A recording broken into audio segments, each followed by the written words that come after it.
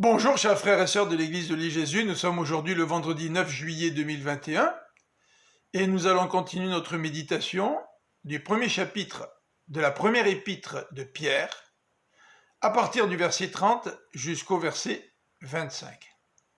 Hier, nous avons vu la première portion de ce chapitre dans laquelle Pierre nous parle de ce salut, de cet héritage qui nous a été annoncé d'avance par les prophètes. Maintenant, il va, au travers de 4 exhortations, nous encourager à manifester la réalité de ce salut dans notre vie. Pierre nous encourage donc, premièrement, à être vigilants et à placer toute notre espérance dans la grâce. Verset 13. Ensuite, deuxièmement, Pierre va nous encourager à être saints dans toute notre conduite. Toute notre conduite. Pourquoi? Parce que Dieu est saint. Nous sommes appelés à refléter la sainteté de Dieu et à fuir les passions qui caractérisaient notre vie d'autrefois. Voici donc les versets 14 à 15. La troisième exhortation ou le troisième encouragement de l'apôtre Pierre nous est décrit dans les versets 16 à 21. Révérez Dieu dans toute votre conduite. Encore une fois, nous sommes appelés à refléter notre Dieu et à le révérer dans tout ce que nous faisons.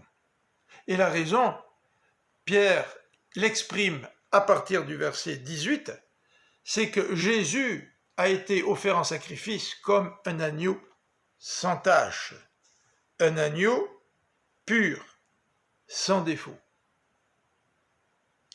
La fin du verset 21 nous dit, « Ainsi donc, votre foi et votre espérance sont tournés vers Dieu. » La quatrième exhortation que nous présente Pierre, puisque nous sommes sauvés, eh bien, aimons nos frères ardemment. Aimons-nous les uns les autres ardemment. J'aime bien cette petite expression ardemment. Ce n'est pas un amour superficiel.